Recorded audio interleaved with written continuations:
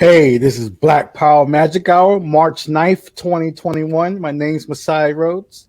And I am Dr. Evil Genius, and I do not have a maximum wage because I am not a CEO. Oh yeah, no. But I just want to also get some updates real quick about. I just heard some stats about the New York City mayor election. Apparently, Mm. Andrew Yang in the polls is up when it comes to whatever random ass polls happening, calling old Hey, people. man, money 32, talks and bullshit walks. he leads the polls, I think, around 32%. And Eric Adams is like 18%, which is like, woo, that's like everybody else is like scrambling for the rest of the numbers pretty much at this point. And that's just the early kind of polling that's happening right now. So we see what happens. Andrew Yang is saying, hey, $1,000 a month, UBI, and people are like, show me the money. Yeah, but I mean, if another hurricane happens while he's mayor, I don't think I mean, the it's gonna Senate, be. the Senate was swung on what? Yeah, That money. yeah. So I mean, we had like pretty much in Nevada, we had the whole Democrat state office just walk out because a whole bunch of socialists took over. I thought it was supposed to be about unity and stuff, but they don't want unity there. So Yeah, I didn't even understand what the fuck I was reading when I was reading it. So you're gonna have to educate me on this one. No, it's just showing the kind of unity is happening over like what's happening. Remember, Nevada's the same state that wants to have like corporate towns, the corporate Right. neighborhoods. So So what do these socialists want? They want to like have people get paid for the work that they do. Like, No, yeah. Maybe they don't want Tesla to have their own, security guards and schools and banks. And it kind of sounds weird. And pay people whatever they want. Pay people if they want to pay people at all. So maybe it's like, hey, you can live here and don't pay you. the Tesla minimum wage is $0.00. Because remember, people don't realize people are really harped up on Tesla, but you have to realize that GM, Ford, these companies have been making cars for a long ass time, and now they're catching up to. They're not really catching up. They've been developing electric cars honestly since the 70s. So they now see they actually can make some money off of it finally because they're being pressured, being taxation, they're getting extra benefits. So now they're finally gonna start making electric cars. So Tesla, I guess, sets the groundwork. He actually set it forward. But when this market starts getting crazy with like GM and Ford and all these luxury lines start to make their electric cars, we're going to see a proliferation never seen before when it comes to electric cars. So we see how long Tesla can have his town. So, but we're going to go back to CEO wages. Dr. Eugenius put up this crazy article. This is the first segment we're going to do about Dash and Bash. Because that's what's happening right now. A lot of dash and bash. I want to do dash and bash first, and then we're going to talk about the crazy discrimination that's happening in Maryland. It's pretty wild. People want the vaccine. People don't trust the vaccine, and finally they get the vaccine, and they're being discriminated against. So Yeah, they're like, hey, I don't trust y'all because y'all like to do science experiments on us niggas over here. Yeah. And then when we finally like, okay, we see a bunch of white people, pretending to be old to get it. Yeah. Then it's got to be safe on some level, right? Yeah. Okay, I'll take it now. Yeah. You got an ID? You got an ID? You've been.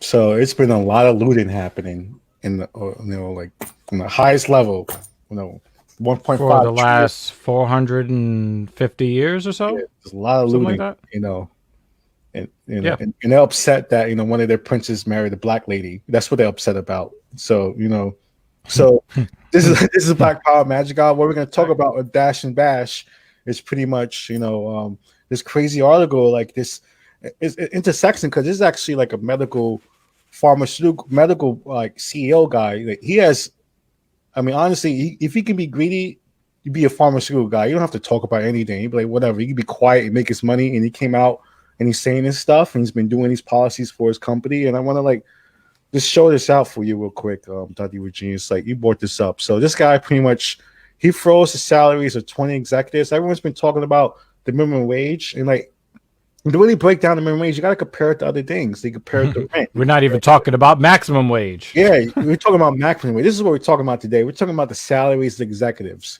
Compared to they're the lowest worker who works in the basement, whatever. Where is how big is that gap? And that gap has gotten fantastically wide. Like we're gonna talk about it a little later, but we're gonna talk about some positive stuff before. Wait, before we go, but no, I want to touch on that real quick. Yeah, because I want to make sure that the perspective is set for the viewers, right?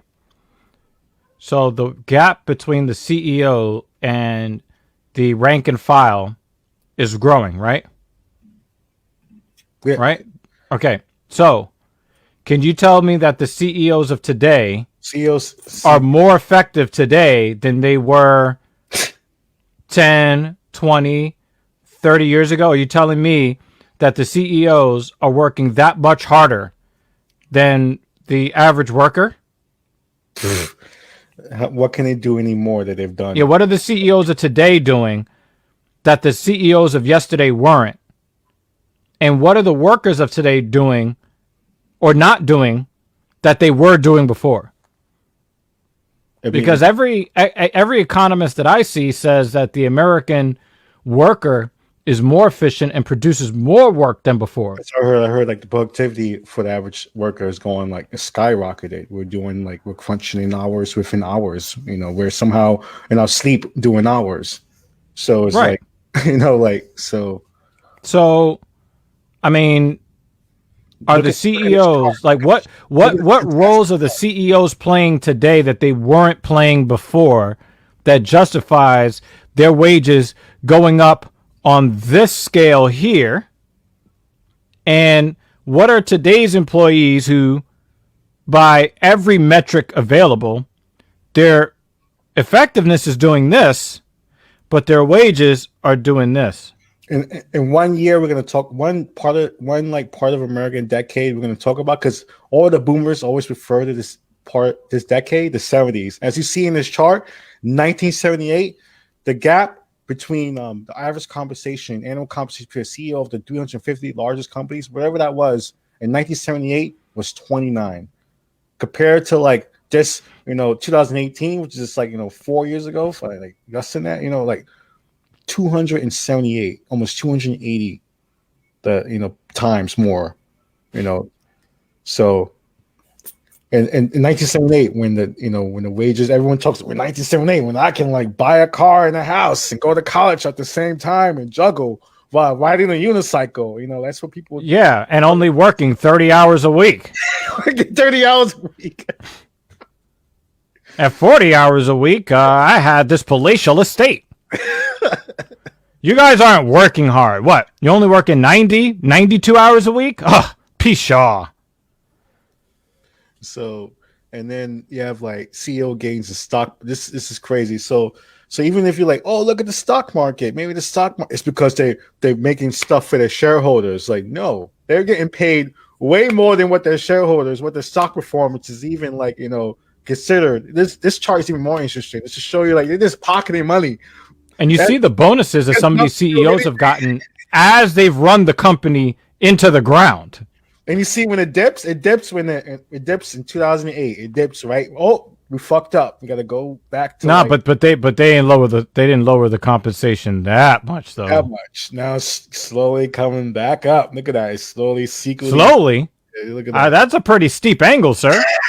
It's like curving up. It's like, you see, compared to like the 90s to like 2008, that's like, that's rock climbing. That's like some Sylvester Stallone like shit right there. From 1989. Look from 89 to 95, or from 95 to 2000. That's what that is. From 95 to 2000, man. You better get that climbing gear. that little axe pick, and you got to get the ropes, and you got to tether yourself to the fucking side of that wall, because there's no way that you're going to be able to climb up that wall with just your hands. Sorry, sir. You're not walking up that slope with your feet. Yeah. This is how high. This is incredible. This is to see these charts is crazy, and people arguing about people not worth being paid $15 an hour. Like, can you look at this chart and think about that? It's like people are more educated today. Yeah, people are more efficient. They produce more, but no. We can't give you a pay rate that's still below the poverty line. Yeah, bringing you up to just being in poverty. Nah, we got to keep you at below poverty. Oh wait, we actually have someone defending the pay gap. We have to watch this. This wasn't part of the segment. I have to watch a commercial first. Yeah, that's why the CEOs are getting paid. Trying new things and discovering because they get paid more for this commercial than the people making it. Because they're making us watch this shit, and we don't really have that much of a choice, I'm trying to find different random shit to say so that nobody has to actually listen to this shit, and they'll just look at this bullshit moving picture in front of them. Yeah, fuck those guys. I don't give a fuck what they have to say. Story. And you were asked on the Hill about your executive pay ratio. He's defending this. Employees should think about it. And you basically said, I would hope that it's aspirational to our rank and file. Did that aspirational when you got back home? I hope so, because my answer is I am that person. I started at our firm in 1983 at $17,000 a year. Oh, yeah. And what year do you say? God, through hard work, got to where I am. So I am that person that looked up and said, maybe if I work hard enough, I can get there. But if the ratio is what it is, what's the upside limit? There must be a ceiling somewhere. The ratio is not. How many fucking CEOs is your company going to have? The numbers are challenged themselves, Carl, because they're not apples to apples. We've got 200,000 people. He doesn't even have a human jaw. In the United States, you have 40,000 people in Mexico. I've got people in the Philippines. I've got Good people. for you, buddy. And so are they being paid? City against a U.S. company, our average employee in the United States makes right at about $100,000 a year. Let me ask you about something that happened yesterday. You're a traditional banker, 1983. Been around. 1983. Did you ever think that you would have this kind of silly site called Twitter, and the president would urge the Fed chief to cut rates down to 1, and it would be taken seriously? I would say today, in those 36 years, Jim, I would say. Remember the ratio between CEO pay. My face hurts being stuck with this look on my face. Remember Dr. Virginius, the ratio between CEO pay and average workers' pay in 1983 was far smaller than what the fuck he's talking about right now. So, okay, pause the video. Pause the video. I think Okay. So to recap, the reason why I have multiple private jets and lavish homes with more bathrooms than your entire neighborhood is because it's aspirational to somebody else. See, I'm not enriching myself for my own benefit. No, I want to keep your dreams alive.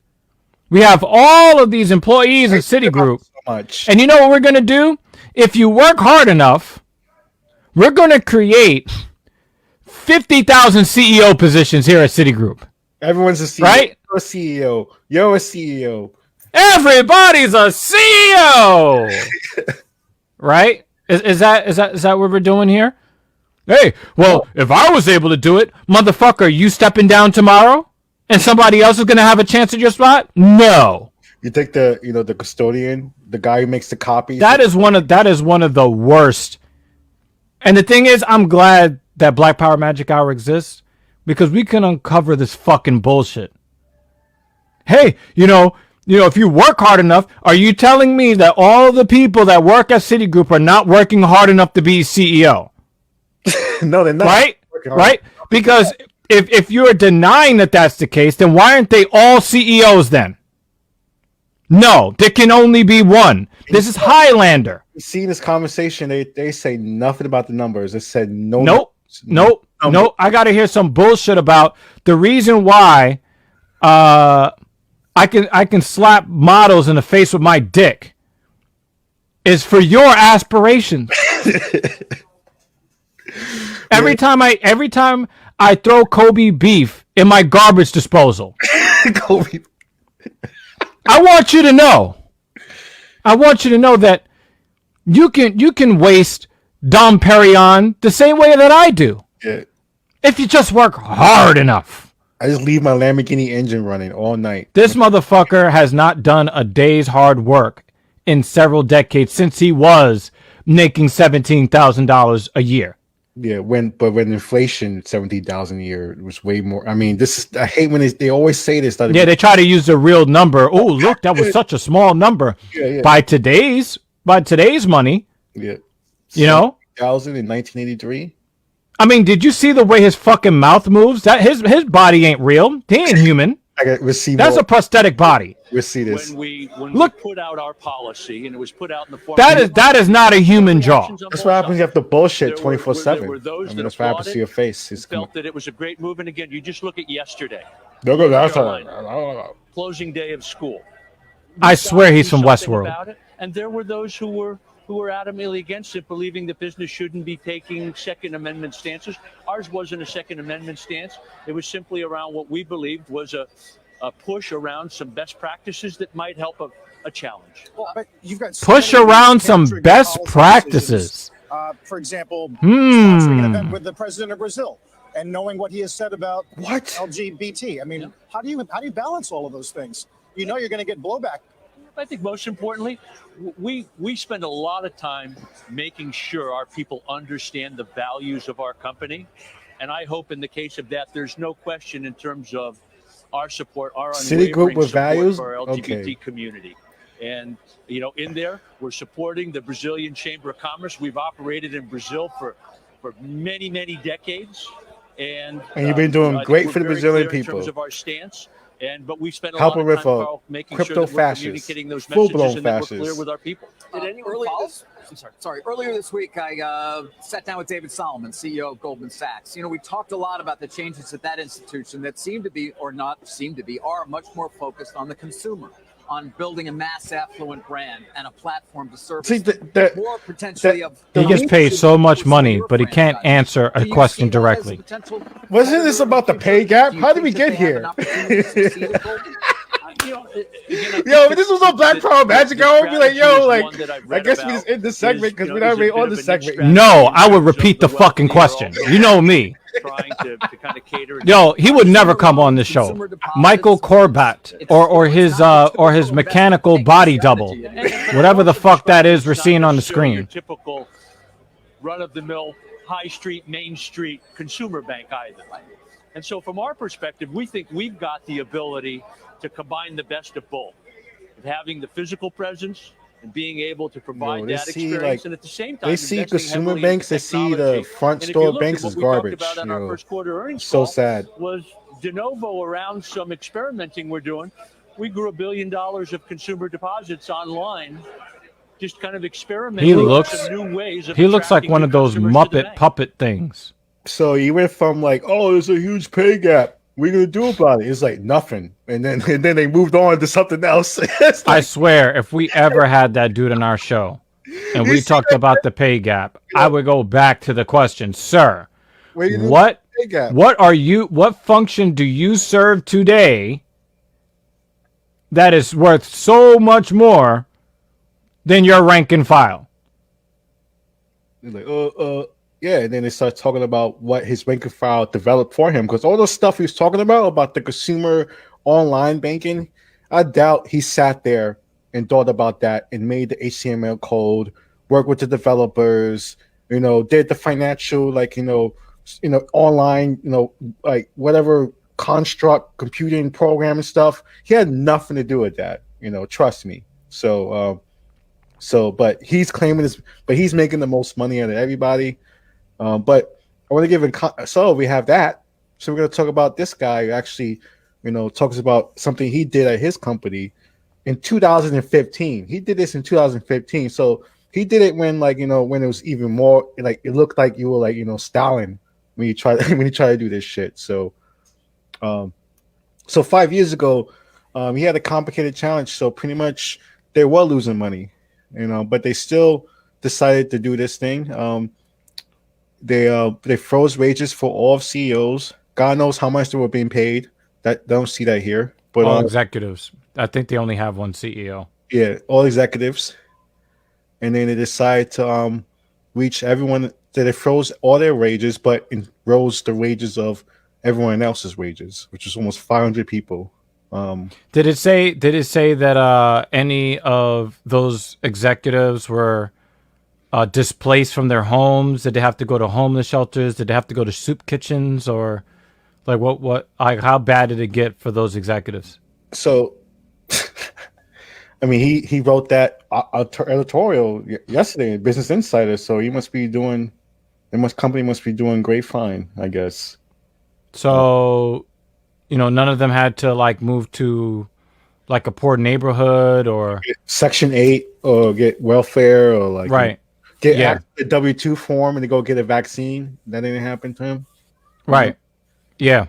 I mean, are they getting $1,400 from in stimulus payments? Like, did it hurt them that bad, or or are they driving a late model GLS with all the fixings, or Range Rovers and so. And it was crazy to me, like, and what we're talking about here, like, the minimum wage should be higher than $15 an hour. We all know this, and even he knows this, and they're trying their best, $16.50. So now their minimum wage is approaching $16.50. While we're fighting over $15, his company is already going to $16.50. Just because of the choice that they made 5 years ago allowed them to do this. And they also know that to have the best employees and to get the shot at the best, you're going to have to be competitive with your wages. Yeah.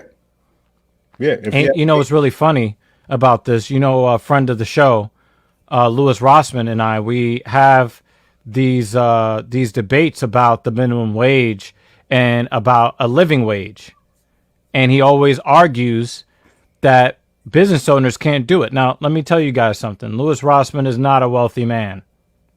He built Rossman Repair Group from a termite-infested shithole.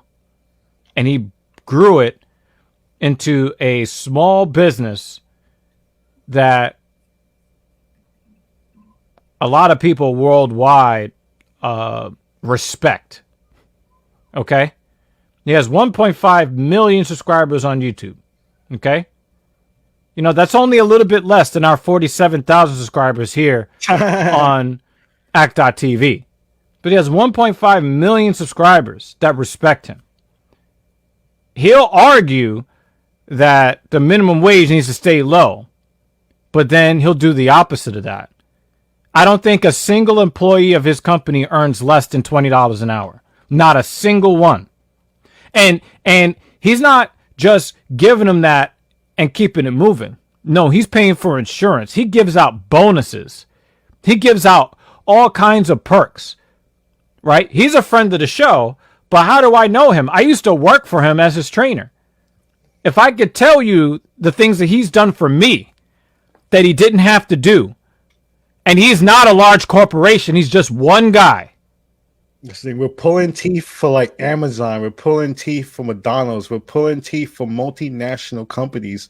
And then they point to like 5 people, business owner. What about them? And like Amazon always try to do that. What about them? What about they're gonna wait $15? Yeah, but Amazon has been trying to kill small businesses for the last 10 years. Been trying to murder the small. Like that is your business model, is to kill the small business. Exactly. It's right. Like weird. So when Lewis and I have these conversations, $1 trillion companies, like like when Lewis and I have these conversations, he keeps arguing for these people. But he kills his own argument with his own actions. You keep saying blah blah blah, but look at what you're doing, and you're not even 100,000-aire. We're talking about multi-billionaires, and they're saying pay a living wage. And what's really funny? If you look at the article the original article about the dude talking about why he is paying more than what the minimum wage is, $50, and why it's working out, and the mentality, it's the same shit I've been saying on this show, and it's the same thing I've been saying since before the show. If you get a workforce that is not living hand to mouth, and they are not worried. They're not worried about whether or not they're going to be able to make their bills. They're not worried about, living in despair, living in communities with a bunch of other people living in despair. If you're not worried about those things, you know what that frees you to do? Once you've covered the ground level of Maslow's hierarchy of needs, then you can do higher level. You can perform higher level tasks at that point. Now, because people always want to say burger flippers, right? Actually can care about your community for once. It's really funny. One of my partners, she posted a meme on social media.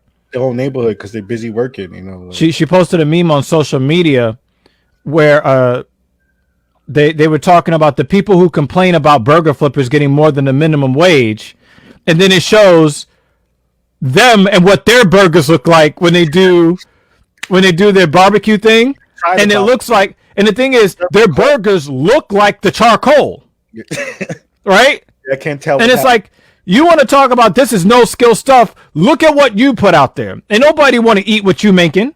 Yeah, look what, and like this to close off, like look what's happening during the pandemic. Like if I go to other neighborhoods where there's more hipster, more younger crowds, it's like a sea of delivery men delivering food everywhere. That shows you that people don't know how to cook. They really know how to cook that well. And and of course, there's a bunch. These people will make their livelihood doing this. We're shilling these people. So like it's just. And the thing is, like, society has changed so much, but the perceptions of essential work still hasn't changed. And again, people just want to, burger flip. Can you flip a burger? No? Then pay that man. Pay him. Because if the quality is not what you think it should be, you get super upset, as if the person that you are getting the service from is getting paid the big bucks. No, and it goes even to even when we talk about someone who does custodian work. Do you really want to pay someone shitty work who's supposed to like sanitize things? They're going to be mopping the floor with liquid shit.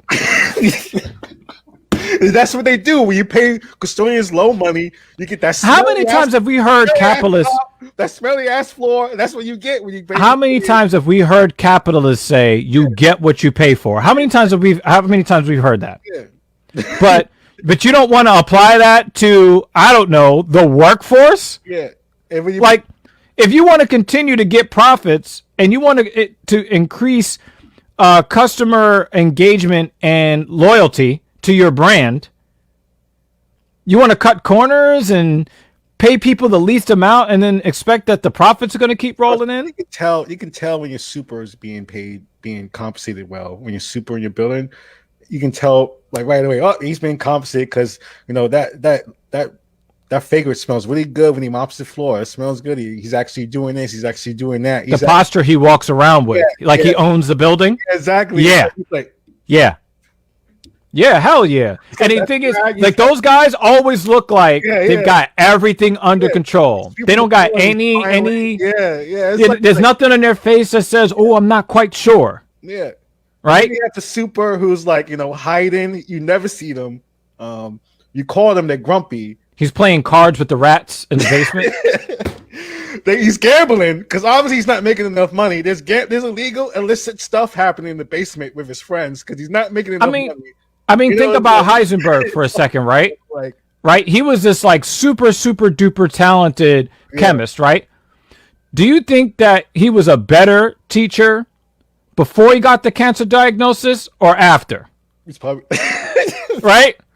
Because if you're worried about not being killed by a meth-addled, drug dealer guy, now you have one. You know what I'm saying? Like, before he was a better teacher. He was able to do his job better as a teacher when he wasn't having the moonlight as drug dealer. Yeah, before he was a nice chemist teacher. Now he's like a sociopath that might kill you out in the streets. So pretty much. Yeah. Pretty much. So, again, you get what you pay for, right? If you go in on wish.com and bought an iPhone 40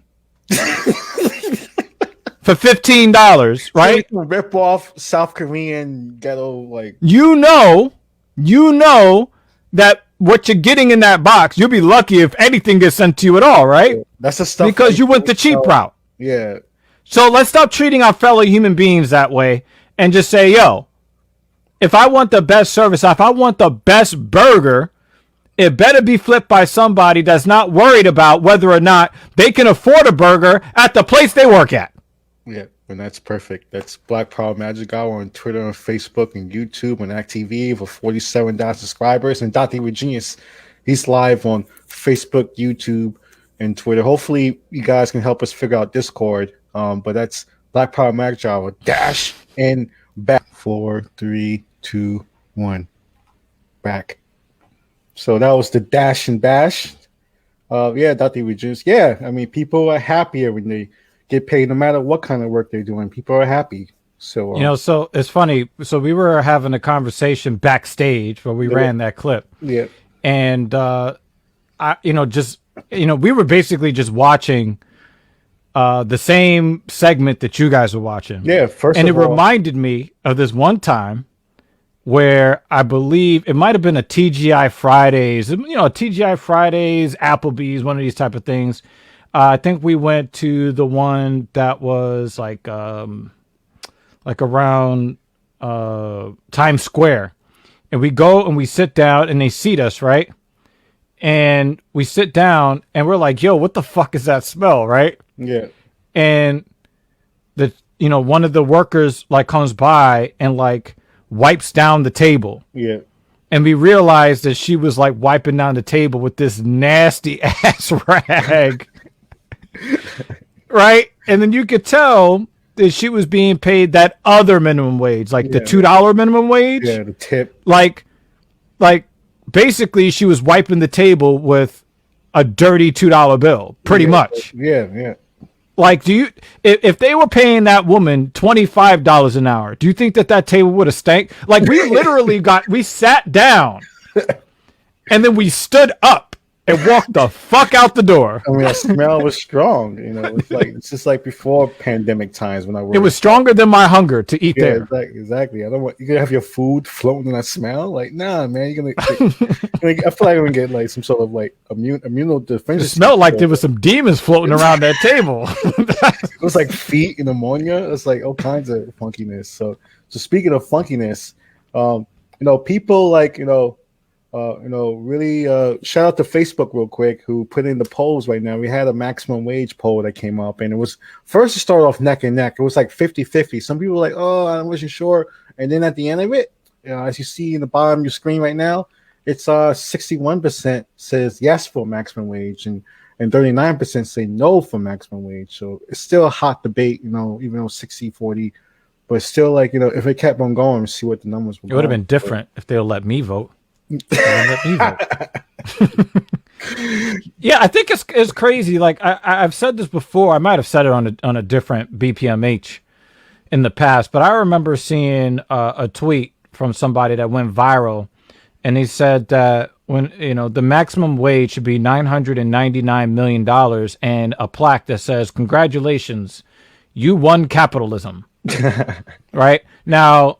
I don't agree with a dollar shy of 1 billion because like when you look at like the luxury market, you got to have more than a billion. But can we cap it at like maybe 5 billion, 10 billion at the most?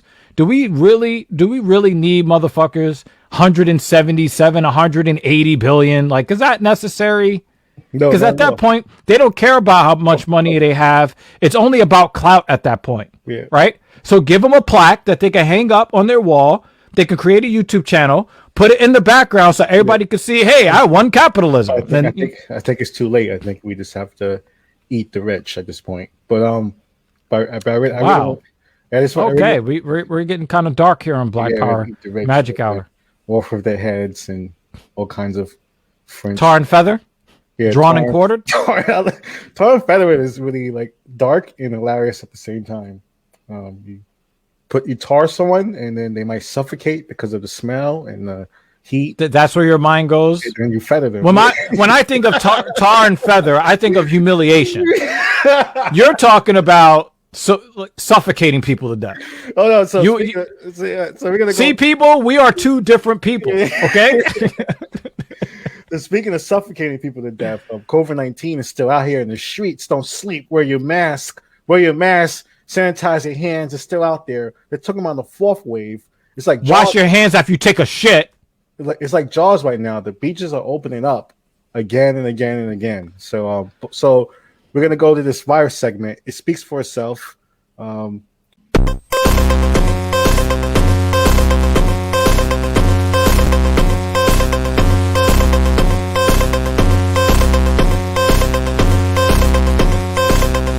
The coronavirus. It's going to disappear. One day, it's like a miracle. It will disappear. So this is like the inception of racial discrimination of the virus segment I never seen before. So like, okay, black people already don't trust the vaccine. Boom. Okay, you finally convinced us to take the vaccine. Boom. And then we go and try to get the vaccine and you discriminate against us when we try to get it. You know, you think we're like stealing drugs. I don't know what's happening. It's like, this is the craziest shit. This is the craziest story of like, you know. So what's happening in Maryland right now? Pretty much residents, .tvg is. So residents are alleged racial discrimination at some Maryland vaccination sites. You know, this is like the inception of like, you know, white supremacy right here. This is what people talk about all the time, and then they go and get the vaccine, and this happens. You know, this is why we don't trust you. It's like, you know, like, so pretty much. We could scroll down and look at it, but like the long story short of it, white people can walk in here, or people pass as white, whatever. You can walk in here into some of these vaccination sites with no documentation, maybe with no shoes on, whatever. Get the vaccine, no questions. But as soon as like, you know, a woman or a black woman try to get a vaccine, they ask for additional documentation. They ask for, you know, W-2 forms. They ask for like, what the fuck does? Yo, could you imagine if the virus only attacked certain people in a certain tax bracket? That would be something, right? They asked 2 clergy members to W-2 forms to get the vaccine. What does that have to do with anything? Like, you know, so yeah. I think that, you know, it might be one of these ploys. It might be a ploy. Yeah. Like, well, if we can get black people to take it, if we fake like it's something that's really cool that we don't want them to have, like housing and employment. I mean, but people would go really far for these vaccines and they have to deal with all, like they go into the DMV all of a sudden, you know. So they provide legal status for immigration status all of a sudden because they were Spanish. They had to ask for if they were American or not to get the vaccine. It's like clearly something that was going on in these stuff in Montgomery and Charles County in Maryland, which is very wealthy counties, I think, in Maryland. And this is discrimination that they were facing going at these vaccination sites. It's so bizarre. In some ways, it's not bizarre if you know what's going on in the United States. And, How bizarre? How bizarre. Oh, that 90s right there. So, yeah, so I know Six Flags site by bus. So, yeah, this is a crazy situation I'm gonna pull up, and I'm gonna pull up, I guess, like even more kind of systemic, even more deeper article that's like even more advocacy about what's happening here. So they're not letting them get away with this. Like, yo, people, you know, old people who are sick who want to, you know, pretty much they're suing now. So it went from that to actually suing alleged racial discrimination. So it escalated really fast. I'm gonna put this up real quick. So the Maryland organization that supports people with disabilities sues 5 counties in Baltimore City alleging vaccine discrimination. So it got even bigger than the last story posted up. The last story was like 2 counties. Now it seems to be multiple counties in Baltimore alleging. So it goes even deeper down the rabbit hole of what's happening just the past few weeks. It hasn't even been that long. How can you be that nasty to people that over the span of this short amount of time that people are suing you now? So So this is what's happening right now in Maryland. So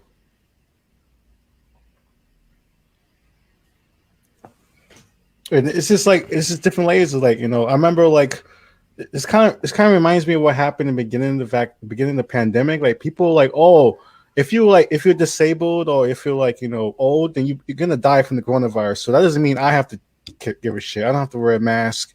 I'm healthy and nice. Oh, it's like that real selfishness. And that's what's happening in a lot of ways with the vaccine discrimination. Like people see disabled people and be like, why you need a vaccine? Like you're gonna die anyway. That's really what people making these weird decisions. And that's what the lawsuit is deeper. It's like racial disability. So like the lawsuit is like different layers of what's happening in Maryland, so. And we wonder why.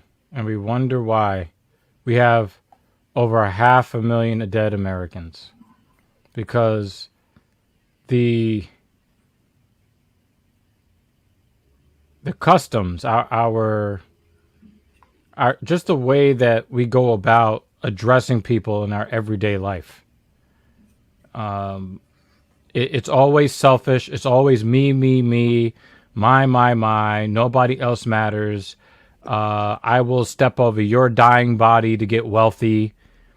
And it's the mindset is so pervasive throughout our society.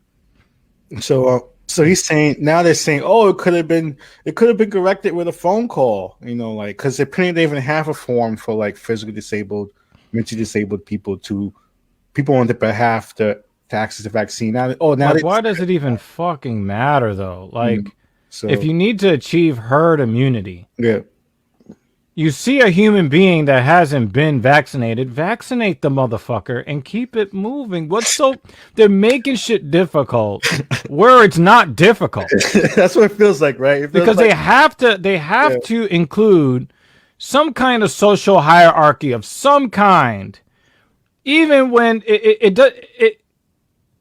there's no place for it. There's no reason for it. It's not like, you're going to achieve Jeff Bezos level wealth if you get stabbed by a needle with the vaccine in it. No, it's to make sure that we can all get back to our lives. The same people complaining. No, we're not getting back to our lives. And then, you want to have, this is stupid shit. This is stupid shit. Yeah, it's definitely a divided America that's divided. It's not just talk about divided. They use this term a lot, like, oh, it's divided America. No, it's divided in the sense that like people literally, like these problems I have. It's not even partisanship either. It's like deeper. It's deeper than like, it's like literally have like, an organization advocating for physically disabled people with development challenges, for them because they're so worried that they're just sitting at home dying or getting the coronavirus and die. Some people with those conditions are higher risk of dying from coronavirus. So they're going to get the vaccine and the whole time they weren't even a part of the rollout. So that's crazy. So so this is what's going on here in Maryland. This highlights, and it's supposed to be like on the North Coast, on our coast, East Coast liberal kind of world. And this is what happens in the liberal side, Yeah, that's why I don't give a fuck about the politics. You don't want to talk about Texas or like Georgia or anything like that. Or Mississippi. Yeah. Like that's why I don't subscribe to all of the shit that we hear about blue versus red. Like I don't and like there was this report about LeBron James recently being chastised by a washed up soccer player for speaking out. LeBron's got whole schools with like kids going to college now and stuff. Yeah, right. And it's like, oh, athletes are supposed to be athletes and politicians are supposed to be politicians. Since when is the murder of people that look like you, how is that a political issue? No, that's a human rights issue. Yeah. And it can happen to LeBron too. He knows. This is not about tax rates and how much it costs to pave a road. We're talking about people that look like me being killed for no reason. People spray painting racist propaganda on my gate or my personal property. That was like a few years ago. That was like recently. Yep. Wasn't even that long ago. So I think he just put that house up for sale too. See, it's not so. Not only LeBron does the work, that he takes the heat for the work. It's like, and then to come out of your mouth and say that to him, it's like, I'm not. That's crazy. But that's wait. That's I gotta. Yeah, it's not politics, people. This is real fucking life. So that's Black Power Magic Hour. That's the virus segment. Just giving you, vaccine update. A little special kind. So you can follow Black Power Magic Hour on Twitter, Facebook, and YouTube on act.tv. Has over 47,000 subscribers. And Dr. Genius, he's live on Twitch, YouTube, Facebook, and I think Discord maybe, because Discord seems to be. I heard Discord might be blown. Discord's really blown up. So that's Black Power Magic Hour. So follow us. The virus. 4, 3, 2, 1, and we're back. Hey, so. Yay. I love the stats. Apparently, 100% of people did not have to show additional ID to get the COVID vaccine shot. So that feels good to know that this weird kind of shit is not happening widespread, as we know at the moment. So, so that's what's happening in Maryland. And we know in Maryland, they're pretty much going to open everything up on Friday. It's going to be back to normal. Yet, they can't have the most, vulnerable people get the vaccine. They're not helping these people. Finally, they're helping these people. To put a form on the website. So you know what this reminds me of? You know how, like, especially for people who really enjoy science fiction, dystopian science fiction and things of that nature, we ask these kinds of viewpoint questions about, what would we do if there was like an alien invasion or a zombie apocalypse, right? And I think that we just got a glimpse. We got we got like a microcosm of what kind of approach that people would take in a situation like that. I believe they're gonna push people in wheelchairs. I think they're gonna push them, and I think they're gonna push them like right in front of the aliens and watch them get zapped and merge with the universe. I think they're gonna throw your kids in front of it. They're going to be throwing their grandparents to the zombies. because think about it, right? We've been, these people have been saying, the experts have been saying, the virologists, the epidemiologists have been saying that we need to get everybody vaccinated. And what did the first world countries do? What was the first thing that the first world countries did when they got their contracts, right? The richest countries tried to take as much of the vaccination as possible. And we said it right here on Black Power Magic Hour. We said that buying up all the vaccines to get your people vaccinated won't make a motherfucking difference, because poor people still travel the world too. And if they don't have access to the vaccine, then you're going to circulate the disease all around the world again, and you will have made all of the vaccines worthless. So when you see this kind of weird caste system, this is one of those, and this is why, like, I talk about wealth and why wealth is an illusion. Because at the end of the day, either we're all going into the same oven or we're going into the same ground. We have we're going to merge with the universe. If we have rich people pretending to be Native Americans in Canada in order to try to get the vaccine, billionaires doing this stuff, right? Dressed up in rags, whatever, they look like, I don't know, some racist shit. But here's the thing, like, you don't need to do all that weird shit. You don't need to discriminate against people, because you still have to walk past these people every day. If I was in Texas right now and I was, celebrating my MAGA-isms, and we're opening the states up and I don't have to wear a mask, and I'm a well-to-do white person, I got my vaccine, but I hope that the niggas don't get none. What happens when the nigga walks past you? You're still gonna end up with the same Rona. Dr. Virginius, you're fired, because we're gonna play this. You know what? You're fired. Segue. You said the N-word. So we're gonna talk about this like inception of bullshit that happened in Tampa. This is the inception episode of BPMH. Just swear to God. This is like I'm the 1, 2, 3. What you gonna do? What you gonna do? What you gonna do? Bad cops, bad cops. Bad cops, bad cops. Bad cops, bad cops. Bad cops, bad cops. Yes, so many cops are on the tick. What do you expect when they use tear gas and tanks? Whether in a car or on a horse, cops don't mind using excessive force. Bad cops, bad cops. What you gonna do? Bad cops, bad cops. What you gonna do? Bad cops, bad cops. What you gonna do? Bad cops, bad cops. This is filmed in front of a live studio audience. So first, we talked about this more after the January 6th thing happened. I mean, this policy was before January 6th that happened here in Florida, but we talked about this in January 6th at the fact that whatever, with punitive policies or surveillance or whatever thing that happens after January 6th because of those, white supremacists or white nationalists, whatever, storm that Capitol, the first people who are going to get the hammer over it is going to be black people somehow. Magically, when it comes to oppression and repression, black people get the hard end of sticks. So we saw that one of the guys that was caught out there, he was like the only one that was still in jail who hadn't posted bail. And of course, it had to be the black guy.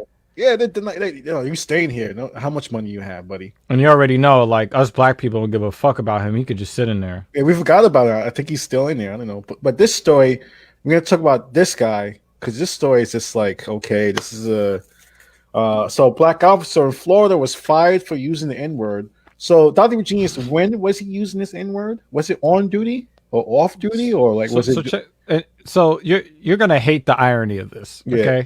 All right. This officer was not interacting with anyone at the time, like actually on the job. He was his body cam picked up audio of a personal phone call that he was making, possibly to some significant other or whatever. Mm-hmm. And he was talking about how important his job is and why he's doing the job and why he's necessary. Because in context, he's a school resource officer. He's not just he's a school resource officer at a high school. So he's just like, I guess obviously the kids, he was leaving a football game, high school football game. Right. So here's the cruel irony of this, right? How many times has a white officer killed a black person in this country? And then when we ask for the body cam footage, oh, the body cam fell off. Oh, we can't find it. Oh, it glitched. Oh, the body cam didn't turn on. Oh. But you actually went back and looked through body cam footage where there was no interaction with the public whatsoever find a black guy having a personal conversation. And the thing is, how many times have we seen white officers kill people and administrative leave and on leave with pay and so basically, a nigga said nigga, and then automatically there goes his job. So it says during the investigation, White told his supervisor they used the N-word while making an arrest for trespassing on November 30th. Derogatory statements made by police officers jeopardize the trust of our department. If you would have killed those people trespassing, it would have been an issue. It'd been like, like get your 5 days vacation time and barbecue some food in your backyard, buddy. So let me ask you this question, Mr. Rhodes. Yeah, I'm gonna ask you this, and we can ask the viewers this as well. Let me ask you this, Mr. Rhodes. You have two options, okay? Option A. A cop says nigga and arrests you and then takes you to the precinct where you are then processed and booked, right? That's A. And I walk or out, B. I walk out a few hours later. Right. Later. Okay. Or like, I don't know, a few years later. You know how it happens with black men. Right? Okay. Or B, they call you an African American and kill you. Those are your options. According to Tampa Bay, they want me to die hearing like, hello, my colored gentleman. We have received this bullet today. It's like okay, it would be cordial. Yeah, please pass your Grey Poupon. Yeah, please pass. Please pass, Joey. You're fired. It's like, and again, it's this is pandering 101. And again, just like you said before, if we're talking about racial slurs, the black guy, the black guy using it is going to reduce the faith in the officers? No. All the shit that we've seen from police officers reduces the faith. And you're pulling body cam footage when he's not even interacting with a member of the public. Serious investigation, like not only like investigation of his private conversations on the body cam, as well as investigation of him doing arrests. It seems like it was like they were just scanning through him to find him say a black guy say the N-word. This is like I was unaware that they even reviewed footage if they're not actually interacting with a member of the public. No, they after that, that's just what crazy, did they right? need to review the footage for if there's no complaints made against him? He was he was on a phone call, and then they a personal phone call. Yeah, and then on November 30th, he said the N-word, and then and that's when they like the personnel manual, the violation of this policy shall be grounds for immediate dismissal in the absence.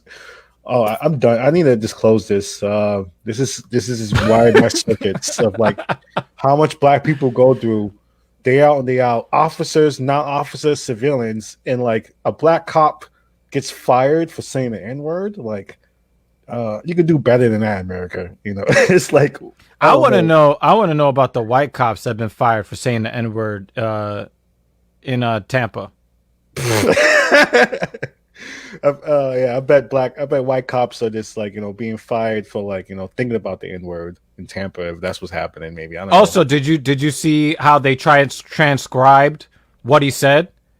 Yeah, I mean the first letter, they put the ER on the back of it as if black men use that version of the word. The Tampa government website totally took it out of context. I want to just compare it real quick before we close. But also look at how they transcribed it. They transcribed it with the hard ER. Oh yeah, he's not saying. How many black men do you know? No, they were trying to trump that shit up. Yeah, he's not. I doubt he's even saying it. But you see this. You see like here. Yeah, look how they transcribed it. Yeah, they totally like take it out of context, referencing a group of people as ghetto niggers. Sorry, I said that. And then here in CNN, the report actually gives context to what you were saying. It's just like it just sounds like a frustrated cop. He doesn't realize he's a black cop, and like this is going to happen. Or he does realize he's a black cop, and it's adding to his frustration because of the kind of impact that he's trying to have. Yeah, when you hear the conversation, that's what it feels like. He feels he's frustrated. He feels like that's what he's saying. Like, but why do we even know about this conversation? It was a private conversation. So now you can make somewhat of a case of them finding out about it if a complaint was made and then they have to pull the body cam footage from that day. Why is anybody looking at this fucking footage at all? But we can't get the evidence when they shoot a black guy in the back. It must have been I can't explain it. A white guilt, racist white guilt. Like it's not even real white guilt because look who they're burning for it. Right? Let's not call it racist white guilt. And of course, I gotta take it back to Philando Castile, right? I mean, what's happening here is just right. Hey, officer, I have a legal weapon. They murdered him. I'm reaching for my ID. You've asked me for my ID. I'm telling you I'm reaching for the ID, and you shoot me anyway, right? There was no investigation. And then a black officer, not long after that, gets called to a home, a potential burglary or rape or some shit. The woman runs up in a dark alley, and the dude thinks he's being ambushed and fires through the window and kills her. He goes to prison 15 years. That was in Minnesota. Real quick. Oh, yeah, you got ASAP.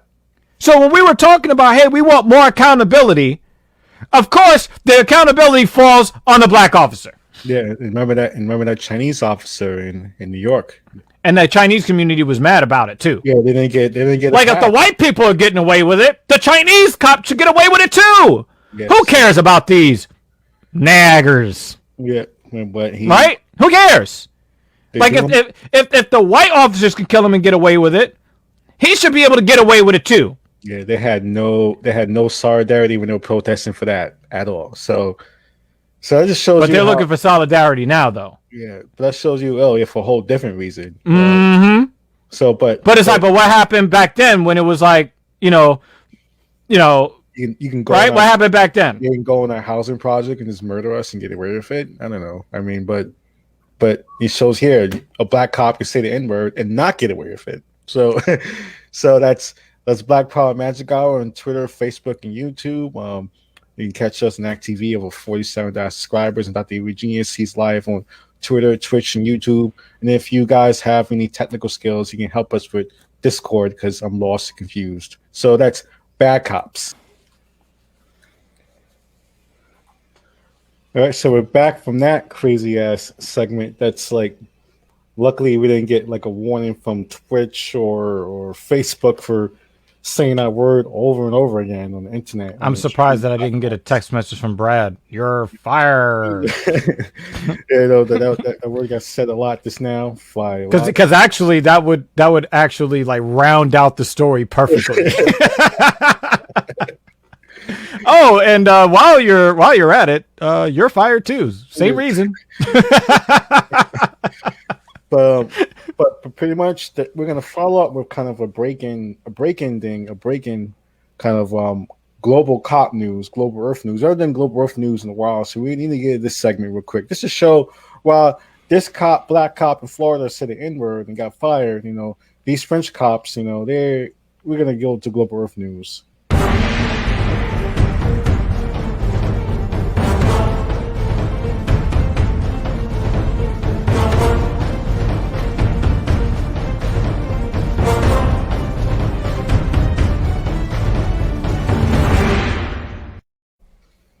Yeah, so this is the Global Earth News. Pretty much, there was some crazy protests. I want to pull up the footage right away so you guys can see what's going on. So you guys can hear the horn. And I can't. I can't see shit. Can't see nothing. Can't see. So I have to do it. The newspaper. So pretty much, violent clashes between residents and police forces in Lyon. And this is kind of a badly translated French article. So bear witness to what some broken English going on. So it was an accident. So pretty much, this is the propaganda. They're saying that it was an accident from a young man in a scooter. But what happened was he was chased down by police and without a helmet and was seriously injured, and he's still in a coma, as this news report on Friday. So pretty much what happened, people were really upset that the police, the 13-year-old boy. So it says several young people from the neighborhood claimed that he was being pursued by an unmarked police car. So apparently he didn't know who was chasing him down, and then he got in an accident. That sounds more like an incident than an accident. Yeah, so they've been rioting. It's not really much you can get from this. If you know French, maybe you can hear it. But I think this one has B-roll. So this is pretty much going on right here. It's like this is like start the police chief. I wish this video played with the rioting happening. See if I can play it again. We were getting the audience.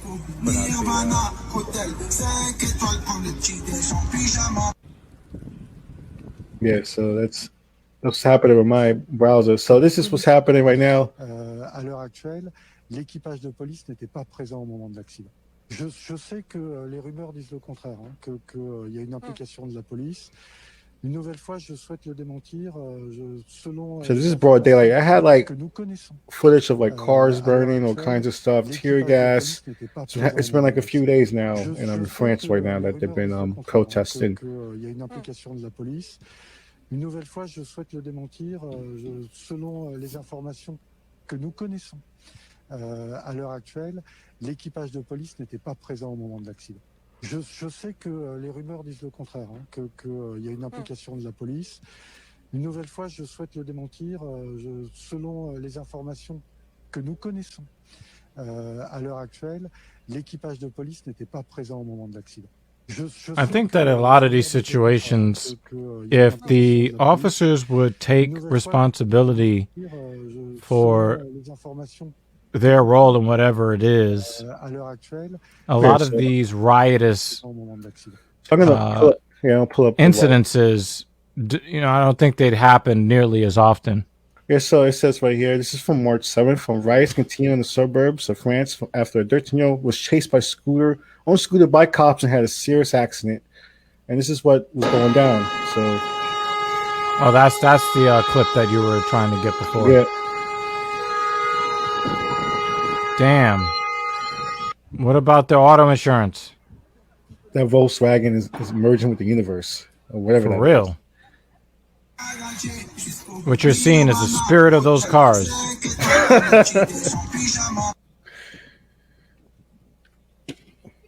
So these protesters are what are they going to be called?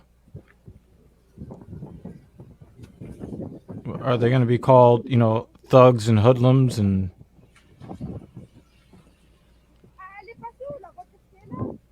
I mean, they're calling.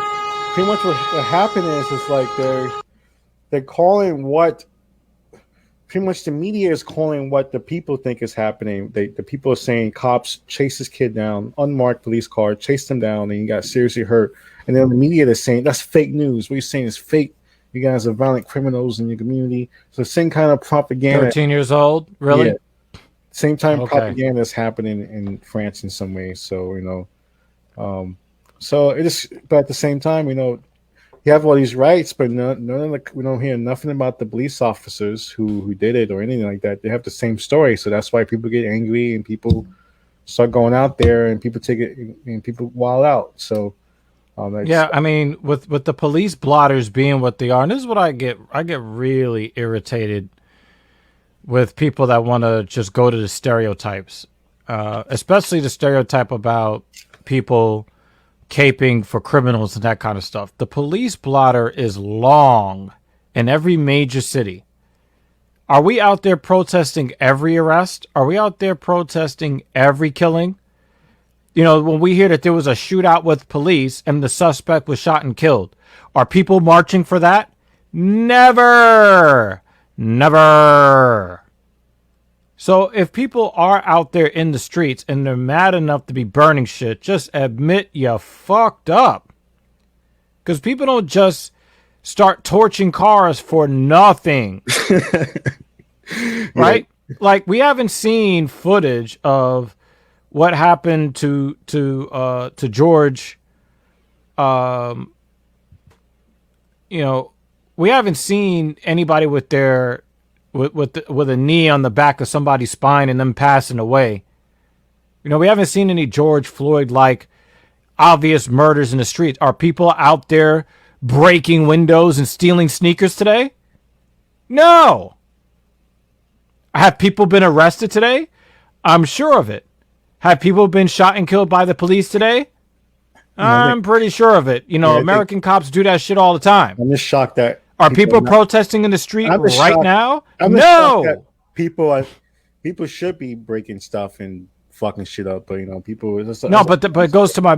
Yeah. But it goes to my point that people want to say that these marches and these riots that there's no justification for them, but you don't see them happening every fucking day. No. Just own the fact that you're fucked up and that you're gonna do better, and none of this shit would happen. No, like I talk to guys, and they fuck up with their lady, and they don't want to own up to it, and it's like, dude, your life will get better a lot sooner if you just own up to how you fuck up, and then do better.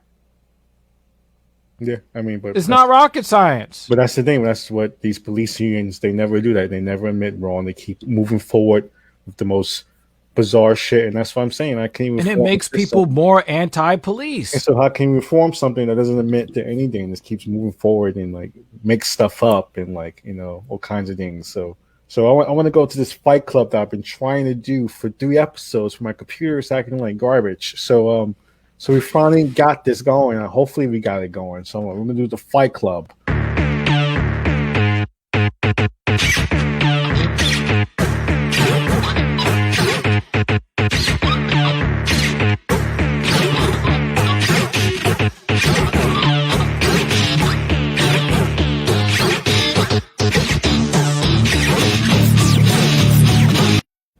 This is the Fight Club moment of truth. Play it. Yeah, my computer's pretty much been punching the fan pretty much. That's what's been happening in there. There's been like a struggle in there with the heat. So we're going to play this real quick.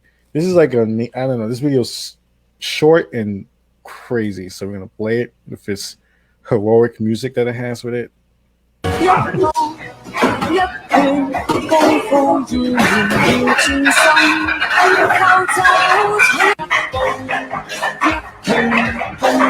Wooden dummy. And she's short enough where when she does that work, she could do a lot of dick damage.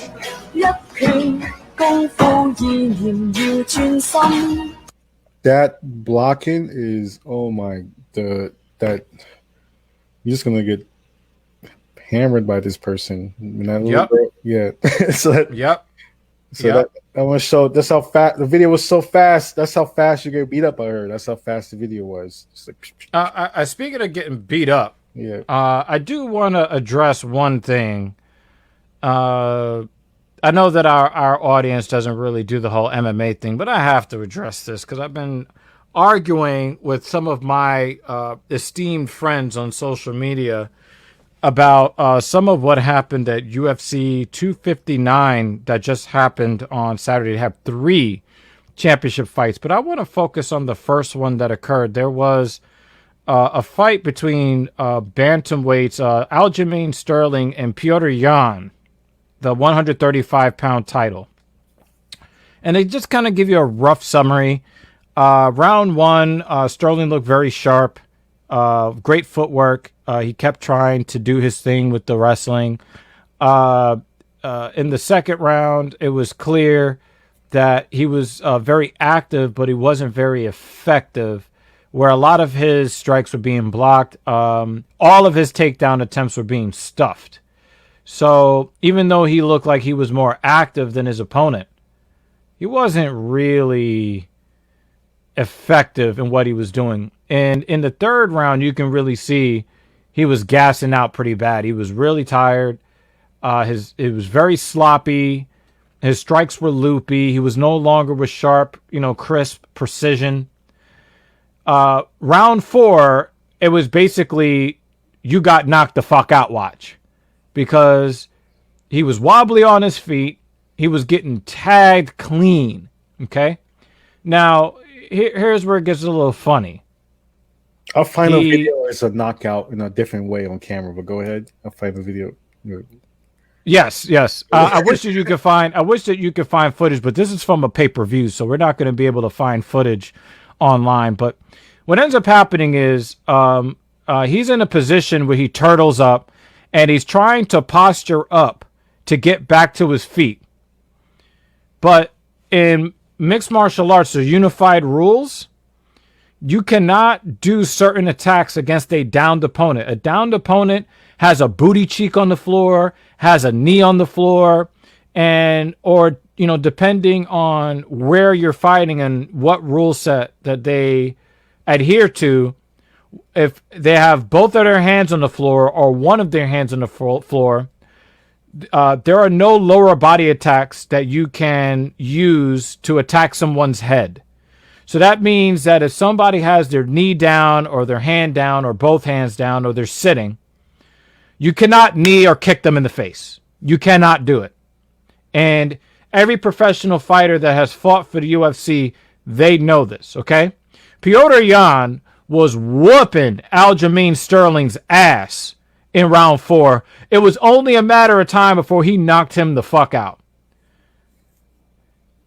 Aljamain has one knee on the ground, and he's keeping that knee on the ground because he knows that as soon as he picks that knee up, he's going to catch a knee to the face.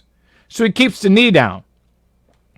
The referee sees, Mark Smith recognizes that Petr Yan is thinking about throwing a knee into this guy's face, and he warns him and says, downed opponent, which is code for do not kick or knee this guy in the face.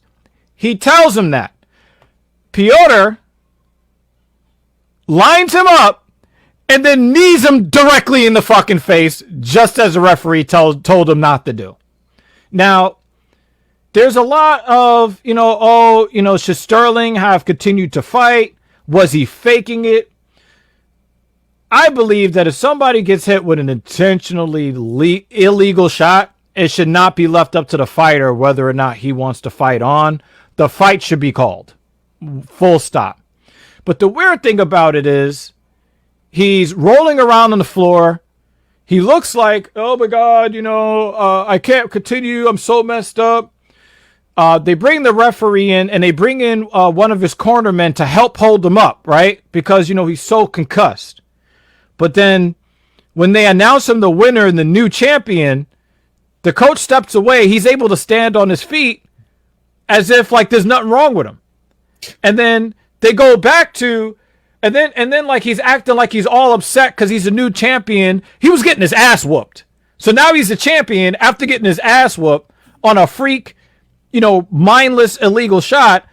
So then he tries to act like he's upset that he won the belt, and he, snaps the belt off and he throws it on the floor and he's so upset and he starts walking off on his own power. And then his coach catch up to him. Oh yeah, because remember, you need help. Instead of going to see the doctor backstage, he goes to interview with Joe Rogan instead. Right? So if you're a concussed man, do you selectively need help? Right? Do you selectively need help walking? No. And if you're so concussed, are you going to go to the fucking medical tent, or are you going to go and give an articulate interview with one of the color commentators? So after all of that happened, he leaves the interview area. All of a sudden, oh yeah, I need help again. Oh yeah, I was in the back throwing up. Oh my, I was so concussed. They show pictures of him on social media, fucking living it up in a lap of luxury, showing off the belt that he just showed. Oh my God, I'm so upset I won the belt like this. But then he's taking pictures with the belt with everybody, and he's calling out somebody else. Oh my God, I'm here, I'm the champion. Motherfucker, you got your ass whooped. What are you talking about? Like, what are you talking about? So there's a bit of a debate because there are people that feel like he was acting. And it's like, well, it doesn't really matter necessarily whether he was acting or not. The strike was illegal and he should have been awarded the fight, right? Just by the rules. But in hindsight, it's like you're the champion that spent a good portion of that fight getting fucked up and you were about to be knocked out.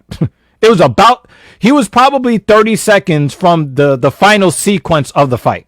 He was definitely getting knocked out in round 4, but now, he's magically the champion. Before, he's got this, self-righteous, oh, I don't want the belt. And now he's, calling out other people. And it's like, no, you just got to fight the guy that just whooped your ass. You have to fight him. So there's if any of you guys, find that, this kind of weird stuff is interesting, go check out the fight. And if you have the access to do so, check out the fight that he had with Petr Yan, Aljamain Sterling versus Petr Yan, UFC 259. Because it's kind of funny. It was the least compelling championship fight because they had 3 on the card, but it became the one that everybody's talking about. No, we got to move on because I have no idea what you're talking about. So yeah, I know. Yeah. But it wasn't for you, all right? Okay. And you're supposed to be the practicing mixed martial artist between us, and you don't know what the fuck I'm talking about. What's going on, man? No, more like, I don't know, more like... Yeah, Waffles, I agree with you. It doesn't matter. It doesn't matter if he was faking. He took an illegal knee to the face after the referee just told them, don't knee him in the face. No, yeah. You know what I'm saying? Like, it doesn't really matter. And one of the things that you might actually... identify with is, when people talk about toxic masculinity, this is one of the situations that they're talking about because if a fighter, hear me out.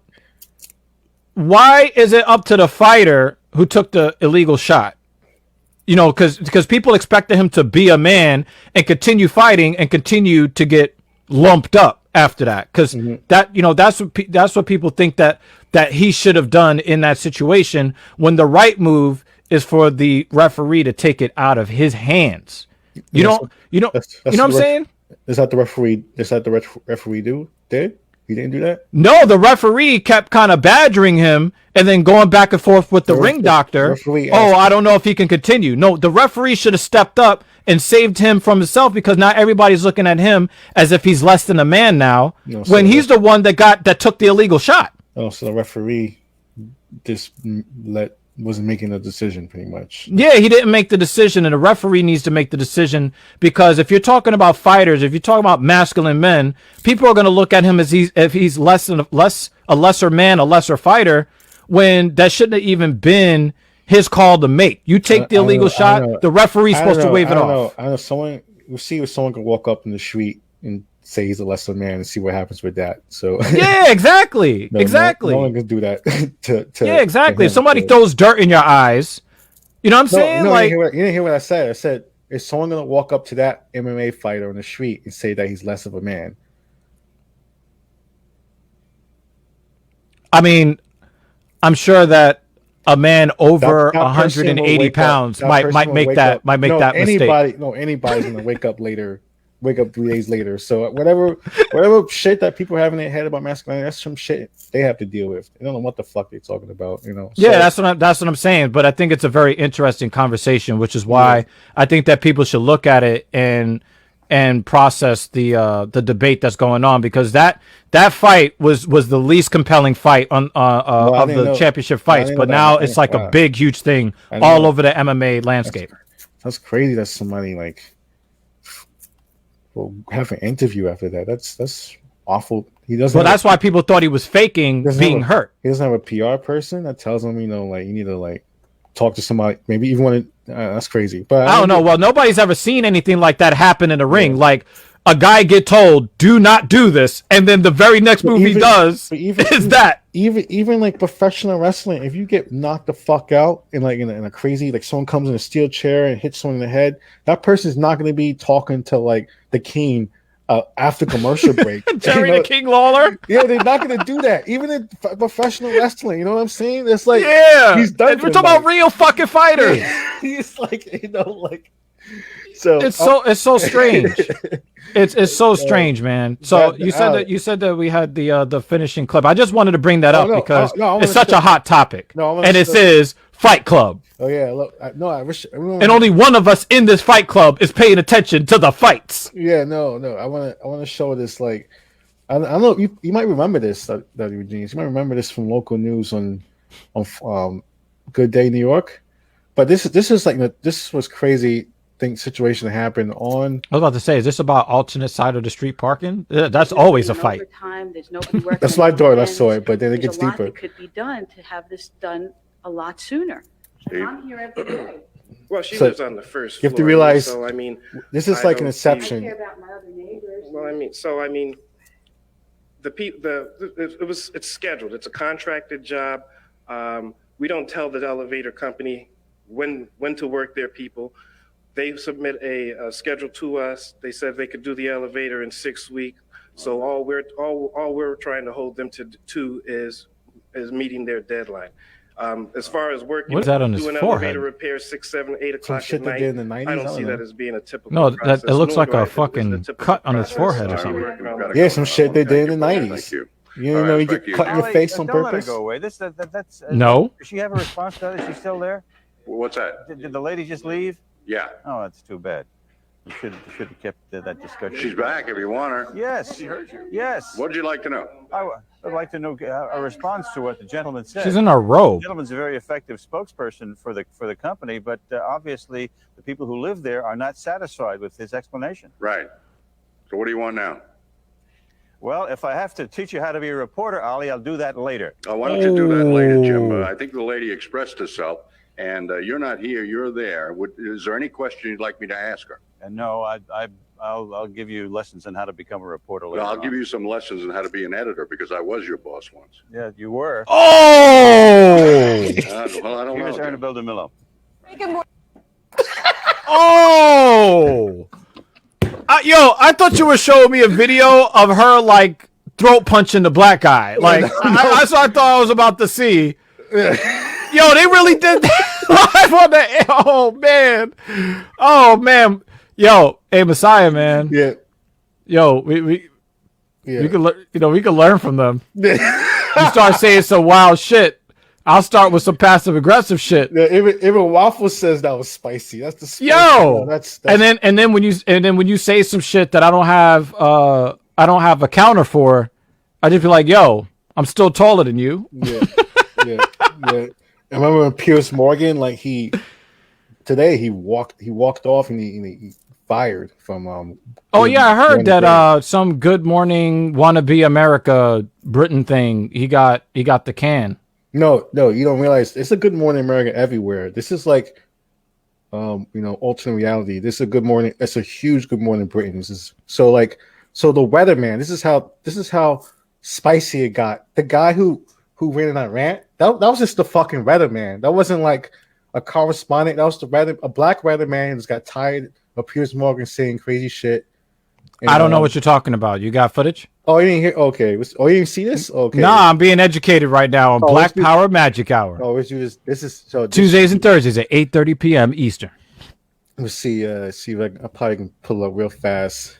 Yeah, because I think the people are they're reasonable people who don't give a fuck about what's going on with the fucking English fucking hierarchy, royalty, whatever that shit is. But if shit is getting spicy, we want to know about it. Yeah, that's why I pull it up, because it just not. This dude said pierced organ, got the can. I'm done. Woo, we getting spicy on Black Power Magic Hour. That's a shot of him walking off, and then this is I want to see the thing with the weatherman.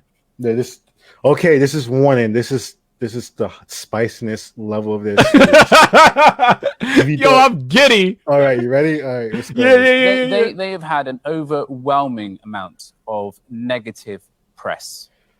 I watched the program yesterday, and yes, they had some great press around the wedding, but what press is this? Is the weatherman? This would be like Al Roker special day snapping.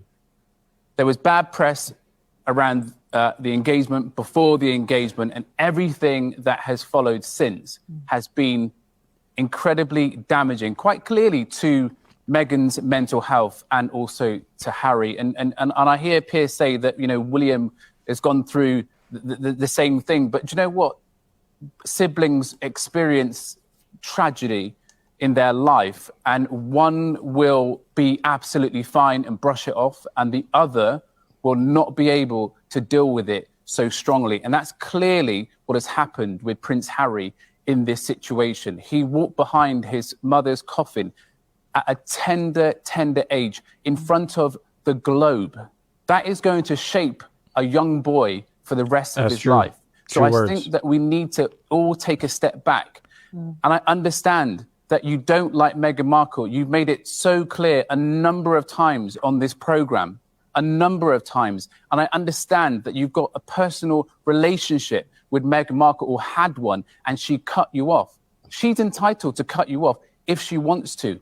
Has she said anything about you since she cut you off? I don't think she has, but yet you continue to trash her. Okay, I'm done with this. No. Sorry, no. Sorry. Do you know what? That's pathetic. You can trash me, maybe not mine. No. See you later. I'm being... Sorry. Wow, that is unprofessional. I'm sorry, but Piers spouts off on a regular basis, and we all have to sit and there. He could not take the heat. 6:30 to 7 o'clock yesterday was incredibly hard to watch. Incredibly hard to watch. Yeah, so that's the spiciness now. Yo, and they kept the camera on him like, yo, we're documenting your bitch assness as you. Yeah, you saw that? They switched. The producer was like, go to that. The producer was like, go to that angle right now. Oh man, yo, of course, like you've done production work, so I know you see your wheels are turning, seeing it from the production.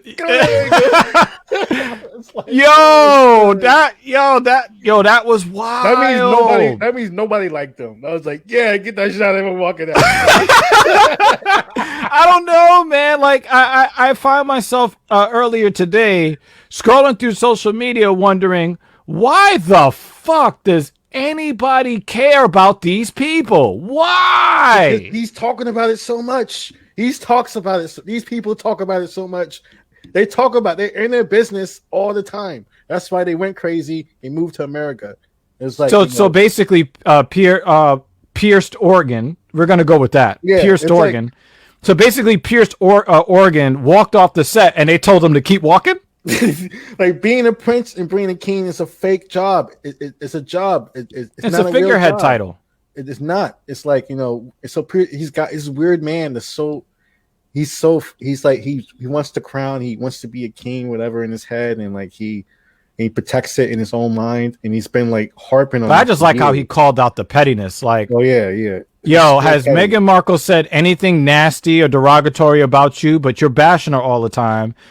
Basically, I'm going to translate it for you guys in Black Power Magic Hour ease. Yo, you mad?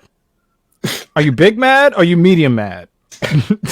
That's what that was. And he showed he was off the charts mad. He walked off and he doesn't work there anymore. So that's that. Yo, like there was like, yo, start walking and keep on walking. Keep on. And we brought it back to the 90s. Keep it moving, don't stop. No. Keep on moving. Don't stop. Don't stop. Everybody. So that's Black Power Magic. That's how you end the show. Yeah, so we're gonna top it off with that. We'll be back on Thursday, March 11th, 8:30. So tune in there and catch our clips on YouTube on act.tv, where you catch like James on the internet. You catch Juliana and Solidarity Works, and then go to .tv Geniuses, YouTube and Facebook and all those platforms, mind reading platforms. I don't know, there's so many social media platforms. Clubhouse, if you're on Clubhouse, .tv Genius. Nope. Hear him talking that, whatever. So that's Black Power.